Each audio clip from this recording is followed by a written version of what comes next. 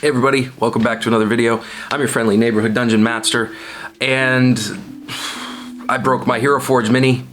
Some of you saw the picture that I posted a while ago on my Instagram, and I decided to make a little bit of a narrative out of it. He's, lost limbs and stuff like this, and I decided to make a little game out of it. So I bought a new miniature from Heroforge, and this week I'm gonna paint him up and show you guys that. And I got some new model paints.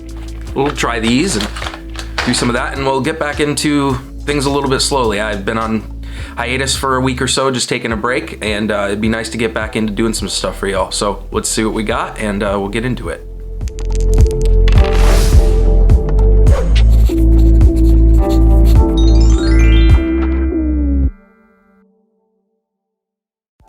Okay, so the first thing that we need to do for this guy is clean up some of the support structure that was left from the 3D print. I spent a little bit more money on this guy and got the upgraded plastic.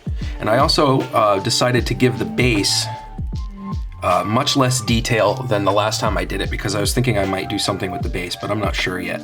I might just leave the base plain so that he blends in with what I'm doing. So I'm just gonna use my hobby knife here and come in and just very carefully clean up these little pieces of support structure that were left behind. And there actually wasn't that many of them. It looks as though most of them have been actually cleaned up. It looks like they did a pretty good job actually taking care of most of it. So I'm just going to the places where I think there are gonna be some left that'll matter. And it looks okay. It looks like I'm good on that. So we're ready to give this guy a little bit of a priming. So for painting my miniatures, I like to use the zenithal highlight. I just started doing it this year, but I think it makes the miniature come out better. I'm not that great of a painter. I do tabletop standard rather than like a competition thing. So I try to just get my miniatures tabletop ready, even my nicer miniatures, because let's be frank, I'm not a competitor. I don't feel like being a competitor. I have no ambitions of being a competitor, and I envy guys who are competitors. My favorite painter is Sam Lenz. I watch a lot of videos with him painting, and the guy blows me away. And this technique I actually learned from watching Scott the Miniature Maniac. So what I like to do is get my Vallejo surface primer and use that first, and then come in for the zenithal highlighting with some white ink, which I think works really good because this I can just spray right out of my airbrush without having to thin. So that's what we're gonna do.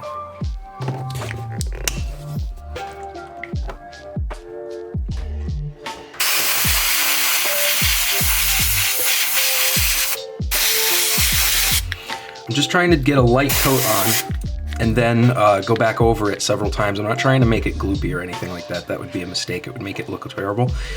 Also, there's artifacts left over from the 3D print here, and I think if I build up layers of primer, I might be able to hide some of those. They're not dips, unfortunately, so I can't use green stuff to fill them in, but I think I'm gonna be okay, but we'll see.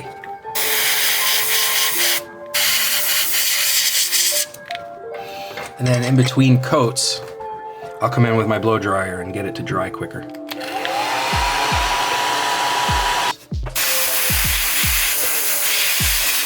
Now, I don't know if you guys can see it on your end. You kind of can, I guess, in the camera, but you'll notice he has a slight shine to him now, and that's how I know he's primed. Before, he didn't have as much of a smooth shine to him. But you can see now all around that he's got that slight gloss to him. And you can see some spots on the base that I missed. I'll just finish that up real quick. Okay, so now for the zenithal, I just have some Daler Rowney FW, plain white ink, acrylic ink. It's got to be acrylic. But this works perfectly in the airbrush without dilution. You don't need to change the consistency of it at all. And I'm only going to need a very little bit to accomplish what I need to do here.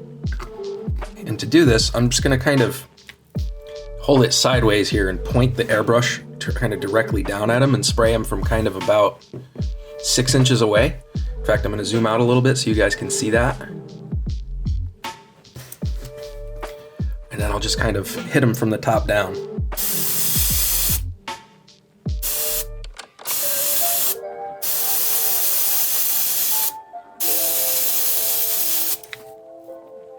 Okay, now just do the same thing and dry him off and get ready to paint him. And now You could just about see all of the details in the model now that he's been primed, including the artifacts on the cloak that I was talking about. So the primer didn't do much of a job cleaning those up, unfortunately, but I am willing to accept it. That's fine for my standards. But now the next thing to do is to start blocking out some of the base coat. So I'm going to start applying flesh tones first. Get those out of the way. So to paint this model, I thought it would be neat to kind of try to limit myself to using this game color set that I bought. But I'm looking at it, I think there might be some colors outside the set that I want to use. So I'm going to predominantly try to use this for blocking out most of the colors for the model, but I might dip into some of my Citadel paints and some of my Army Painter stuff if need be. So we're going to try this out. This was pretty cheap, pretty affordable. I'll leave a link to it in the description box below if you guys want to pick yourself up one. It was only about 50 bucks on Amazon, which isn't bad considering all the paints that are in here. So yeah, we're gonna give this a try and see how far we get with painting our new model. Okay, so I'm gonna block out the flesh tones real quick, which there's not that many spots of. It's mostly just on the knees, backs of the knees, and the head. The arms are metal on this particular model because they're a mechanical arm, so I'm not gonna paint them flesh tone, obviously. So there's not much to paint on here, but I'm gonna base them out first because they're some of the lowest areas on the model. So what I have here is some Citadel Kislev flesh. The set that I bought didn't have a decent flesh tone that was a flesh tone that I liked. So we're gonna use this, just freshened up my wet palette a little bit with some fresh towel and stuff, and we're gonna get some flesh tone on this guy. I'm just gonna get a little bit of water on my brush. Not too much. And just kind of mix it in with the stuff on the palette here. And I want this paint on this model to be a little bit opaque. I want to go on layer by layer and multiple coats if I can, because I want to take advantage of the zenithal highlighting.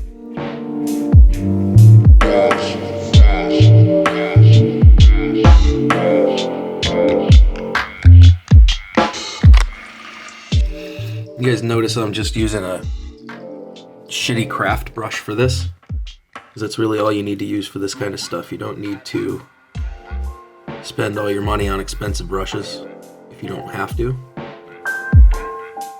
I get pretty decent results just using these things, so.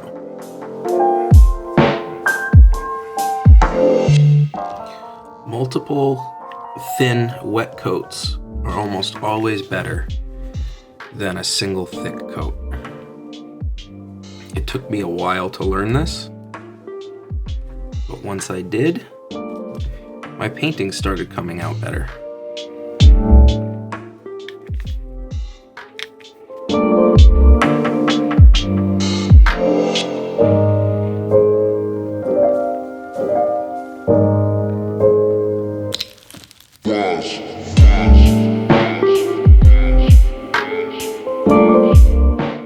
Once you're happy with how your flesh tones have turned out, move on to the next lowest layer. In this case, it'll be his arms. Right on. So we're going to use the first of our Vallejo game color paints, and we're going to use silver. The set did come with a gunmetal, which would be a darker version of the silver, a little bit more of a natural, kind of more like an iron, I would say it would look, or, you know, gunmetal, since that's the name of the color. But anyway, so we're going to use our silver here from our game color set to paint the arms on my miniature, because in his new narrative, I have him coming back with cybernetic arms, because why the hell not? He had his arm ripped off in battle, and now he's come back with cybernetic enhancements. So that's how I'm going to paint him. So we're going to go with our silver here. I'm still using my crappy craft brushes here. Shouldn't need much of this, and I'm going to take just a very little bit of water on my brush, very little. And then I'm going to mix it in with that paint. And I'm just going to repeat the same thing that I did with the rest of him. I'm going to paint him slowly and in layers.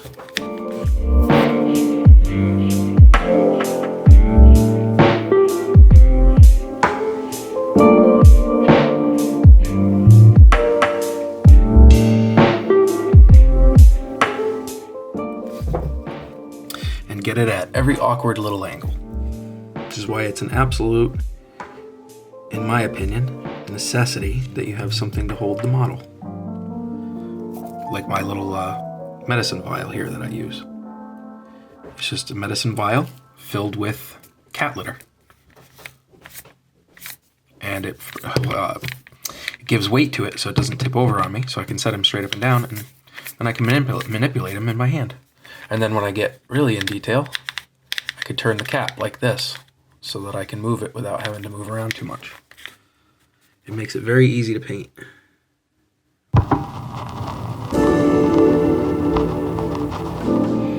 This character is actually wearing gloves. He's wearing fingerless gloves, and I'm gonna go back in afterwards and paint those. Okay. And there's more metallic on here to paint after, like his belt buckle and stuff, but I'm gonna wait to paint that. He's got shoes that gotta get painted, he's got clothes that gotta get painted, which is the next layer I think we're gonna move on to, is blocking out the colors for his shirt and his pants. Okay, just because it's the color I feel like doing next, I'm gonna move on to his jeans, for which I'm gonna use this ultramarine blue from the set, which kind of looks like it has a denim kind of color to it. So I think this will work out fine for that. So we're gonna go with the blue jeans on our guy here, because that's what he likes to wear.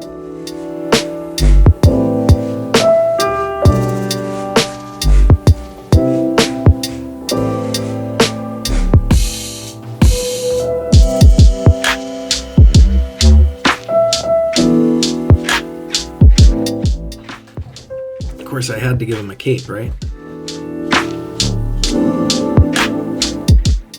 But what superhero or villain is complete without a cape? Honestly. It's tricky, but you can get in there. Having a firm brush in this instance helps. That's why I like the tip that I got a long time ago to use a longer or a larger brush with a finer tip than it is to use a smaller brush in some instances. And it works for me, so I continue to do it.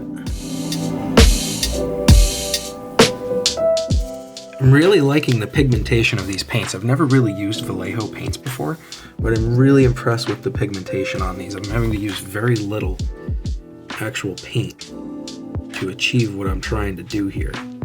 It's making this painting process a hell of a lot more enjoyable than it typically would be for me. Very much enjoying these colors so far. Even though I've only used 2 of them, so far that's what I've already noticed. Alright, so that takes care of that color. Next, let's move on to his shirt, which I'm debating whether or not to make it white or black. I think I might make it white and use a contrast paint on it. So let's try that and see what we get.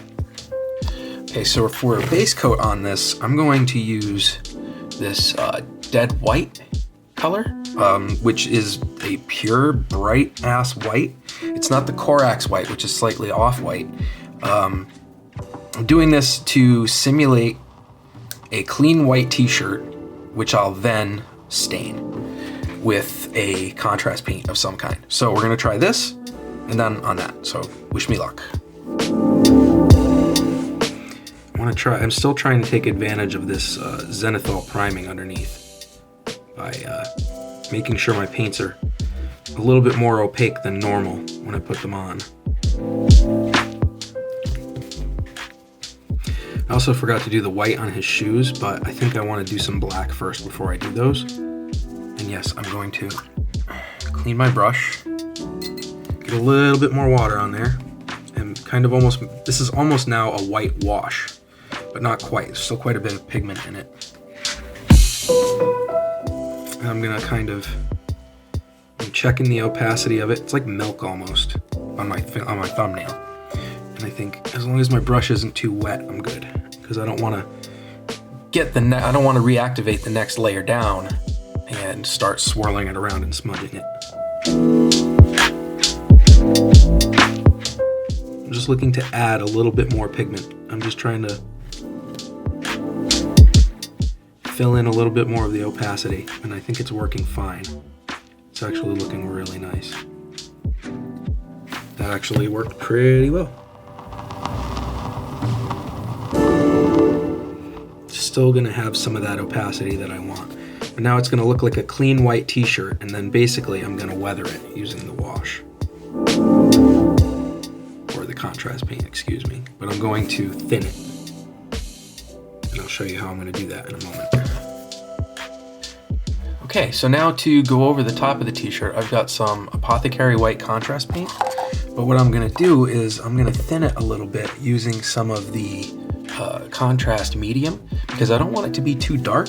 This is a gray paint.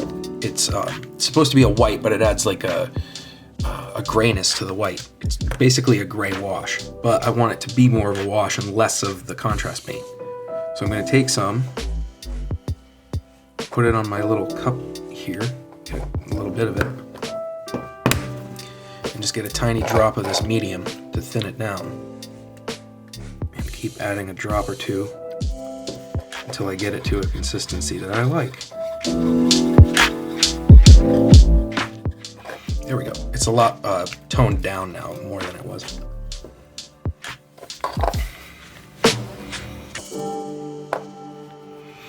So let's get this on here and see how it comes out. Okay, so interestingly enough, it didn't do a whole hell of a lot, even though there's still some pigment there. So I've decided that what I'm going to do is just use the straight up contrast Apothecary white, because that didn't work quite how I had hoped it would. So this is just pure undiluted Apothecary white that I'm going to put on here now, because I'm not satisfied with what I ended up with on that.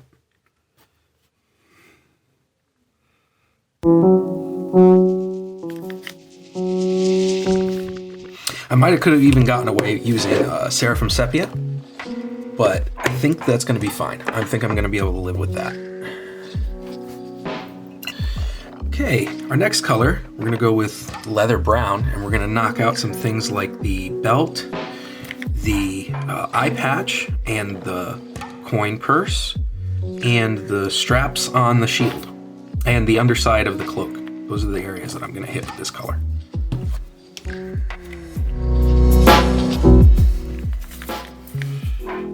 Get the underside of the cloak first, I think.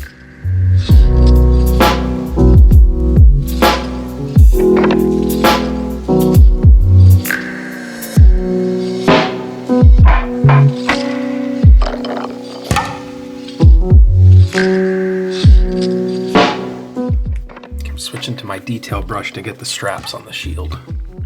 I just want to make sure I don't hit the metallic arm that I painted, so I want to use a smaller brush.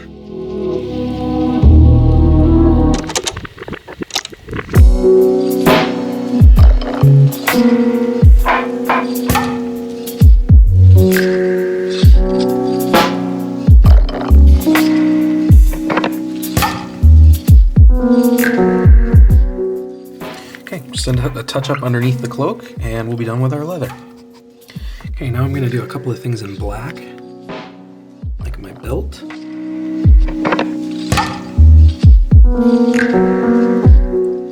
I'll end up coming back over the belt after with the blue to put the pants, the belt loops in the pants. Okay, now I've got I touched up my belt a little bit. I went back in and decided to go with brown because the black was just making too much of a mess of everything, and I kind of wanted to hit this area with a wash anyway to bring out the lines that separate the three tiers of color, white, brown, and blue. So instead I'm going to leave that brown and then come back in that after with a wash. It's going to darken it up significantly anyway if I use the right color wash. I'm going to paint the shield, and to do that I'm going to use contrast Wildwood, which is my favorite color for wood. So I'm going to try this with the zenithal highlight and see what we got.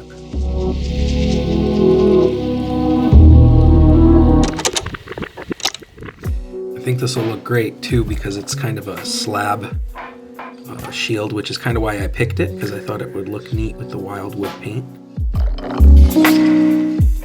You notice I'm applying this kind of thick, and that's because I don't want to do too many multiple coats of this because the shield's already dark, and if I darken it too much, you'll never see the color. It'll just look black. I think that one coat of that is gonna be fine. Unless I don't get it all. In which case, I gotta keep painting. Hey, that came out a little dark, but I can lighten it up with some dry brushing, some very light dry brushing, which I will do with the color that I'm gonna use next to paint the cloak. Okay, so I've got a, what they call Beastie Brown here, which is a very dark brown. Well, not a very dark brown, but a more earthy tone brown than the leather one. The leather one, I guess, was more of a sienna, and this is more an umber.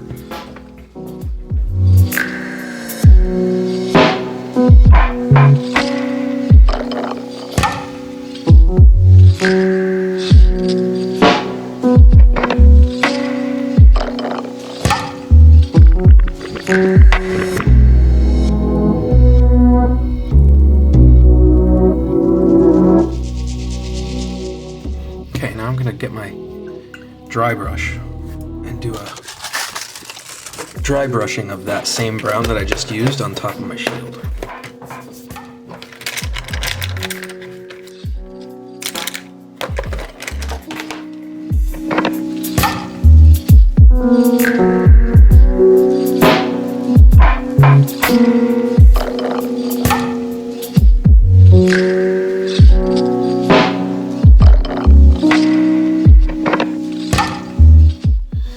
Next up, I'm going to use some black to take care of the shoes, these the sheaths for these swords, and then I think that's it for black. I think that's all I've got.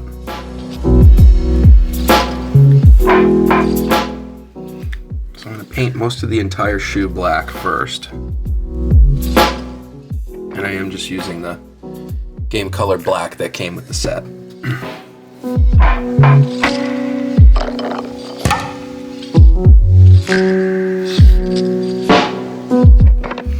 I may have overwatered it though.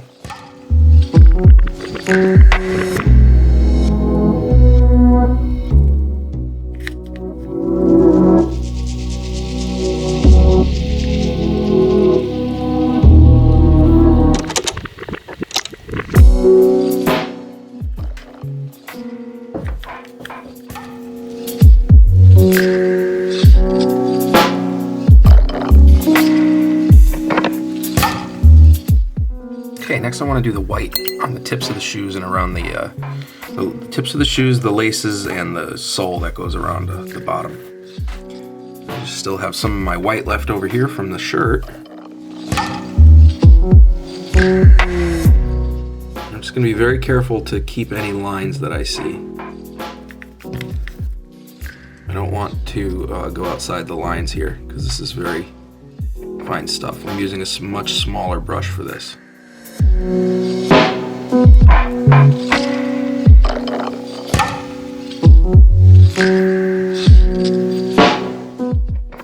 After getting the shoes, the tips of the shoes painted, here if you can see those, getting the white around the shoes, I decided I'm going to hit them with some of the apothecary white to kind of dirty them up a little bit.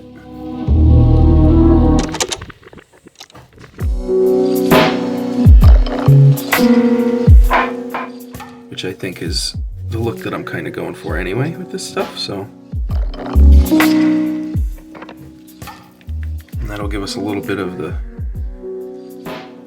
dirt on the tips of the shoes, which is, if anybody's ever owned a pair of Converse or anything like that, you know that the white parts get dirty pretty quickly. I want to try something actually. I don't have a blue wash for the jeans, so I'm thinking I want to try to put some of this contrast ultramarine blue on there. Maybe not necessarily to darken up the jeans, but to try to get some contrast into the crevices. So I'm going to try it and see how it comes out. Hopefully I won't ruin my model.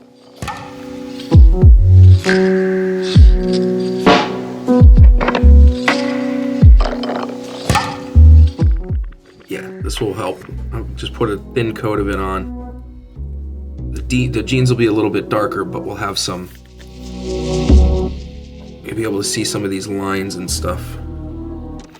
Contrast paints are supposed to be put on pretty thick so that they pool into the recesses, you know, giving things a little bit of a wash. But if you put them on too thin and you have to go back over them, they darken up a lot more than if you put them on in one thick coat.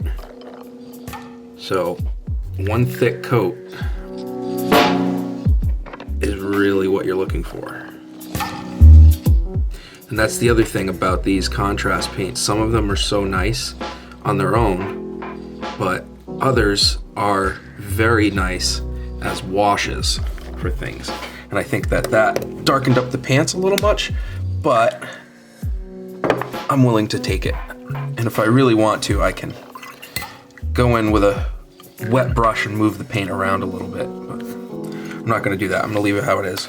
I think if I had wanted the right effect on the blue jeans using the Ultramarines blue, the contrast paint, if I had wanted the correct effect for those jeans, I should have painted the jeans white for the base coat, or just, you know, with the zenithal, and then put the Ultramarines blue right on top of it, instead of, you know, putting a base coat layer and then putting that. And it wouldn't be as dark. Probably would have seen the details a little better, but I think that's all right. I'll take that. So I was looking for a green that's similar to this green in the box set. The closest thing that I have in the box set is this Goblin green. The only problem I'm having with it is it was really separated.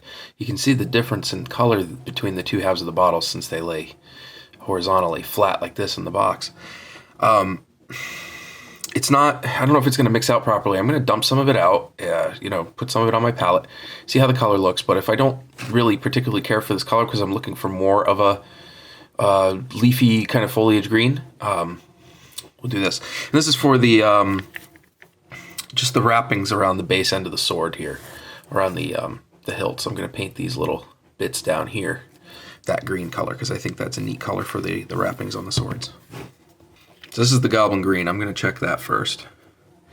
And actually that might be okay. Now that I see it on my palette, it might be okay. So I'm going to go with that so that we can try to use as many paints from our brand new paint set as we can, since that's the whole point of this video, really. I just want to mention this for the audience too. If any of you are brush lickers like myself, I just want to tell you guys from experience that the contrast paints do not taste that good. I just picked up a brush and put it in my mouth without rinsing it, and yeah, the contrast medium does not taste that good. And why katana swords? Because badass ninjas from the future always have katana swords, that's why.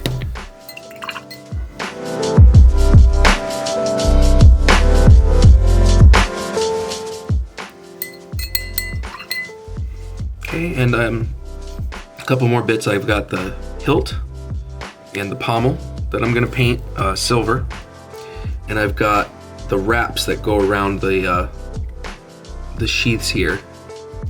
I'm gonna paint those too. I'm just not sure what color I want to paint them yet. I think I still got some leather brown on my canvas I'll use to paint them that color. I think that will work. I'm not liking the green on that now that that's dry. I think I might give that a wash after, a brown wash perhaps. Maybe a black wash, I don't know yet. But I might end up hiding that, so we'll see. For now I need some silver.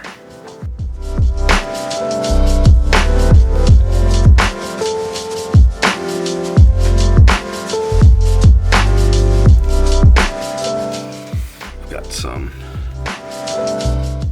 belt loops here from the jeans that are going to get painted blue.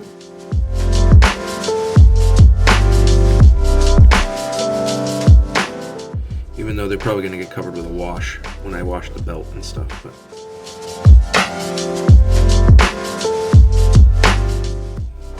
But next up for the beard and eyebrows, we're gonna go with bloody red. Since I'm a ginger, I'm gonna go with red hair. I went with brown on the last model, but I think I was being a little insecure. Not anymore. We're gonna use our red paint to paint up his facial hair.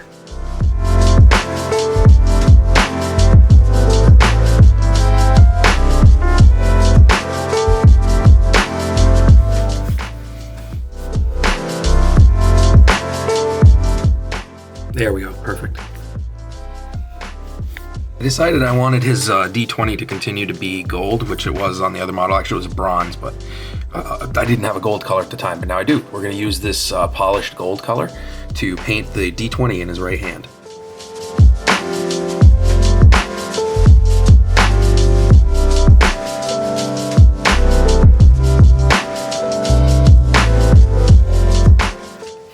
I didn't shake my paint enough, so the pigment wasn't adhering evenly, consistently. You can see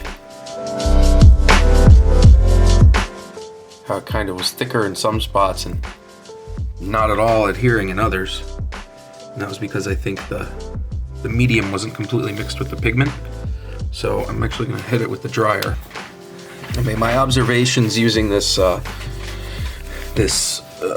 polished gold. Not a fan. I just had to do like 4 coats in order to cover the object, and it kind of came out crappy, so I'm not at all happy with that color. I may have to try it again in a different application, but I didn't really care for that one. Okay, so now we just need to do our washes. I only have a couple of pieces on here that need Nuln oil, so I'm going to do the Nuln oil first, the darker wash. For that, I'm actually going to switch to a slightly larger brush to do the wash with. So this is Citadel Nuln oil that I have here. I transferred it to a smaller container to make it easier to work with. And I could just put a couple drops on my palette. It helps conserve a little bit. But yeah, I'm just using this on all of the areas that I have here that are silver,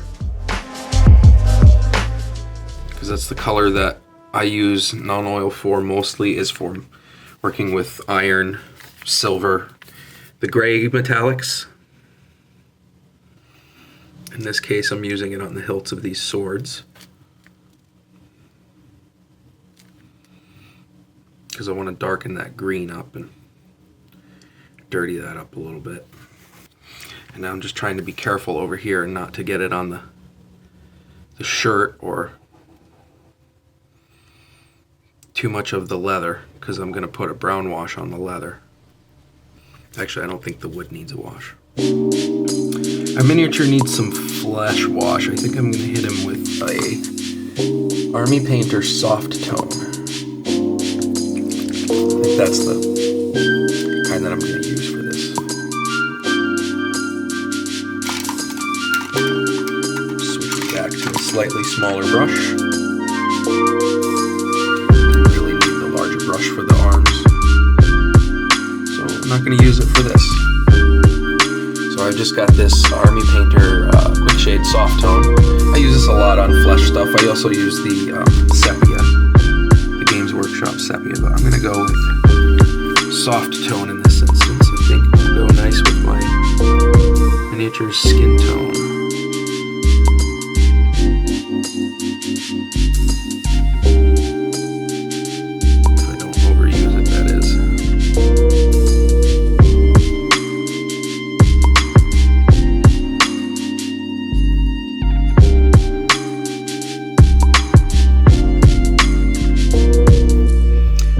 I've got the wash moved around how I like. I'll hit it with a light blast from the blow dryer to get it set, and then I try to let it dry mostly on its own, because the pools take quite a bit to dry sometimes. And now for the cloak on his back, I'm going to use, I have some Agrax Earthshade here. That's what I'm going to use for the cloak on his back.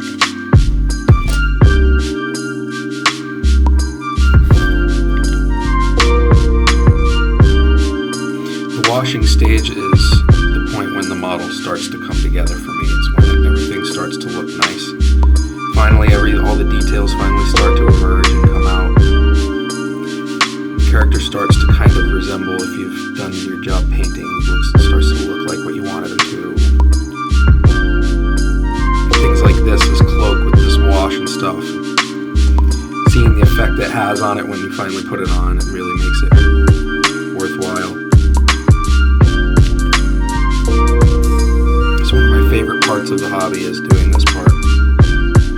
Getting a nice model base coated and then putting the wash on it and seeing it all start to come together. I want to get the area around my guy's eye patch a little bit better. I think I want to use some Agrax on the eye patch here too.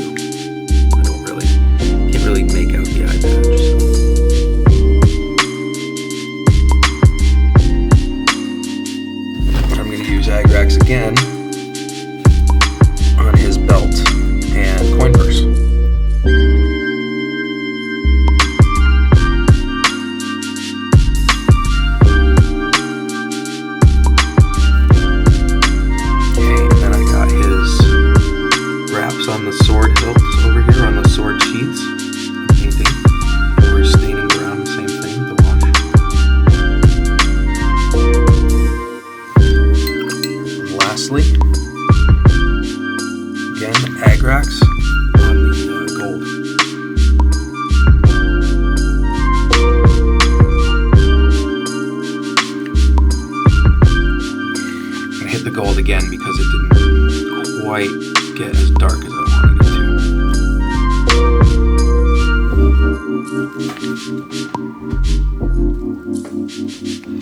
to. Ladies and gentlemen, I think we have our miniature. Let's get something on this base now, and we'll be done. Okay, so now I'm going to come in with a very light layer of sterling mud on the base, and to kind of form a base for to put snow on top of.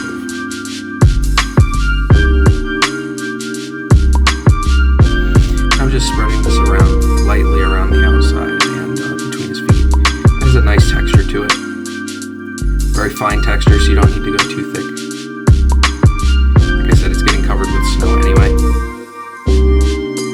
Hey, now if you're like I used to be, you were probably a filthy, no edge painter on your miniatures, and shame on you. Whatever color you choose, actually, I'm not going to use black for this guy. I decided I'm going to use red for him because he's my commander of my army. So shame on you for not painting the edge of your miniature bases. So that's what I'm doing right now. I'm going to paint the edge of him red. I want to distinguish him a little bit more easily from some of my other models, so I want to have him stand out a little bit more. So this is why I'm doing this. Since he's going to end up being my new Frostgrave wizard, have him show up a little bit more on the table. Alright, and lastly, here we've got some Vallejo and Blizzard Technicals, just a snow paste. I mean, I could make this stuff myself, but this is convenient because it comes in a small bottle, and I'm out of snow block, so I'm just going to spread some of this over the base around the feet, because we are playing Frostgrave after all. We ought to have snow on our bases. Like I said, I'm just applying this with a coffee stirrer. I don't need anything. I don't need any fancy tools to put this stuff on here. And again, I'm just going with a thin coat of this. I don't need to put too much. There we go. Got all the snow we need on that base. Just clean it up a little bit and we're good to go.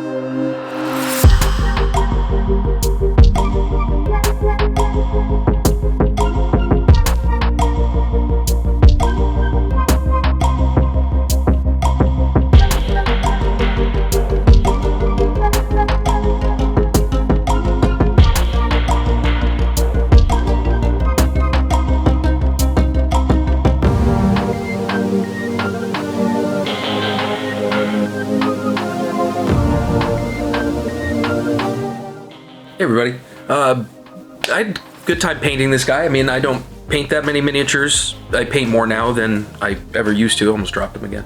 I really like how he came out. I don't typically do the extreme stuff with the basing and stuff like that. I figured I'd go a little overboard for myself this time since I'm doing the Frostgrave. I really usually just do the black base, plastic base. I'm more into doing the terrain and stuff anyway.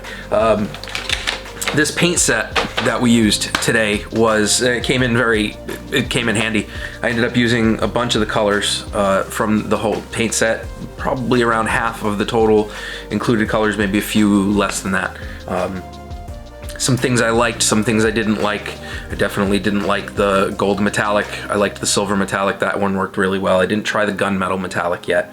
I also noticed that the black paint was the same kind of tint as the black paint that you use. It's the same kind of black paint that I use in my airbrush.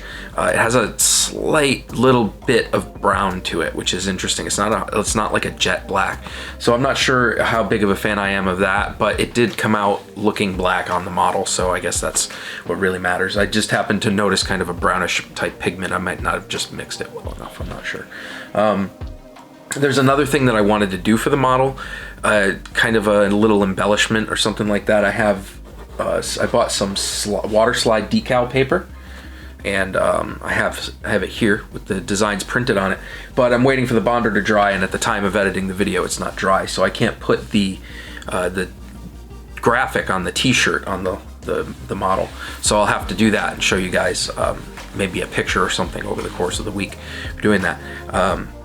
So coming up for the channel, try to get into a little bit more of the terrain crafting. I'm debating whether or not to take this channel to dial things back a little bit for myself, because I've been having a hard time producing content on time. My work schedule is crazy right now. I have almost no time to do anything, let alone do this stuff.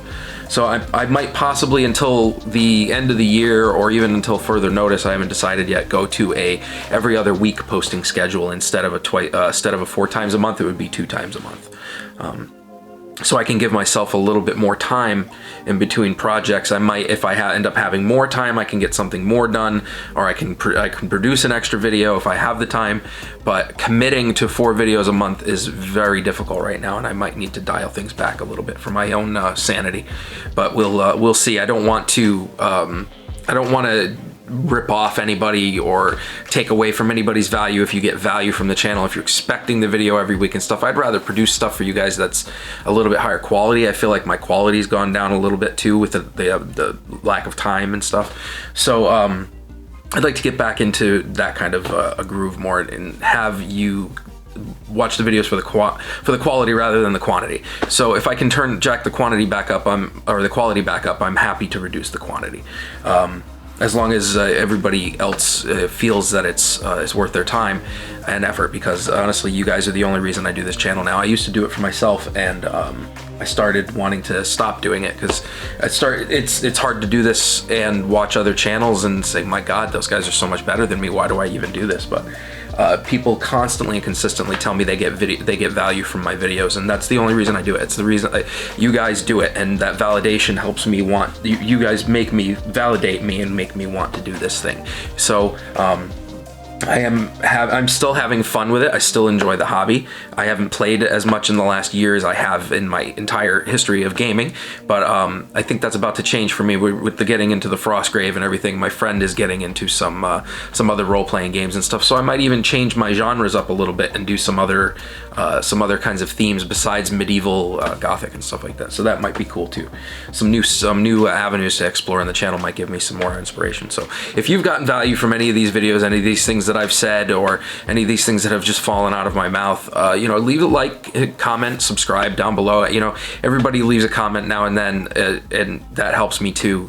Even the negative comments help me out. I mean, I've gotten a few of those in the past, and they're just funny. They just make me laugh, and they help the channel too. So if you guys want to, you know, come to the channel and visit the channel and say negative things about me and what I do, that's fine. Go ahead. My channel will just grow, and then you won't be able to stop it. So keep contributing by all means, helping me out. And thank you guys for sticking around. I appreciate it. And yeah, look forward to more content coming soon. And yeah, let's get on with things. I love doing this. Take care, guys. Everybody have a nice week. I'll see you next time. Peace.